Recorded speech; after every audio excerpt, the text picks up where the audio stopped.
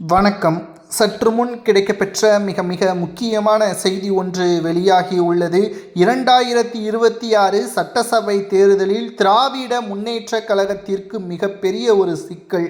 இரண்டாவது முறை எப்படியாவது ஆட்சியை அமைத்துவிட வேண்டும் என்று தீவிர முயற்சியில் ஈடுபட்டு வருகிறது. மக்களிடம் மீண்டும் பல பொய்யான வாக்குறுதிகளை கொடுப்பதற்கும் முன்வந்துள்ளது. அதற்கான புதிய தலைமையும் குழுவையும் ஏற்பாடு செய்துள்ளார். கனிமொழி தலைமையில் புதிய மக்களின் வாக்குறுதிகளை நிறைவேற்றும் விதமாக தேர்தல் அறிக்கையை தயார் செய்வதற்கான ஏற்பாடுகளையும் கடந்த சில நாட்களுக்கு முன்பாக தெரியப்படுத்தியிருந்தார். ஆனால் தற்பொழுது வெளிவந்துள்ள உண்மை என்னவென்றால், கடந்த சில ஆண்டுகளாக தமிழக மக்களுக்கு திமுக துரோகம் செய்துவிட்டது.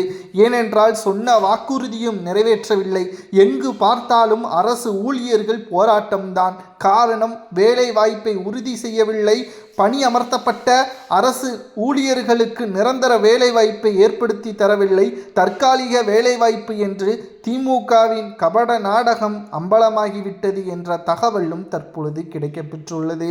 எப்பொழுதுமே திமுக ஆட்சி அமைக்கிறது என்றால் அதற்கு மிக முக்கியமான பங்கு அரசு ஊழியர்கள்தான். ஏனென்றால் அரசு ஊழியர்களது வாக்கு என்றைக்குமே திமுகவிற்குத்தான் இருந்துள்ளது. இது மறைந்த முதல்வர் ஜெயலலிதா அவர்களது காலத்தில் இருந்தே இருக்கிறது. ஆனால் இந்த முறை திமுகவிற்கு நாங்கள் ஓட்டுக்களை போட மாட்டோம் என்று செவிலியர்கள், ஆசிரியர்கள், இன்னும் பல அரசு ஊழியர்கள் நேரடியாகவே தெரிவித்துவிட்டார்கள்.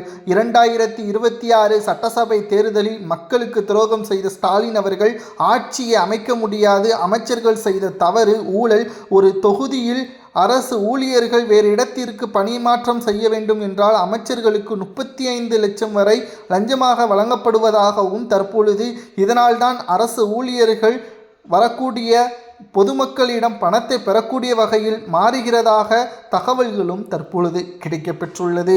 அரசு வேலை வேண்டும் என்றால் அதற்கும் 35 லட்சம் என்று அமைச்சர் KN நேரு உள்ளிட்ட பல்வேறு நபர்கள் மீது புகார்களும் எழுந்துள்ளது. திராவிட முன்னேற்றக் கழகத்தின் ஆட்சி தமிழக மக்களின் வாழ்வாதாரத்தை உயர்த்துகிறதோ இல்லையோ, அமைச்சர்களது சொத்துக்களையும், குறிப்பாக அரசு ஊழியர்கள் ஆக வேண்டும் என்று கனவோடு இருக்கக்கூடிய ஏழை எளிய மாணவர்கள் ஒரே ஒரு நினைப்பு தான், தேர்வை எழுதினால் வெற்றி உறுதி என்று. ஆனால் அமைச்சர்கள் 35 லட்சம் கொடுத்தால்தான் வேலை உறுதி என்று அந்தர்பல்டி அடிப்பதும் தற்பொழுது மக்கள் மத்தியில் பேசும் பொருளாக மாறிவிட்டது. 2026 சட்டசபை தேர்தலில் மிகப்பெரிய ஒரு இழப்பை அரசு ஊழியர்களை திமுக இழக்க நேரிடும்.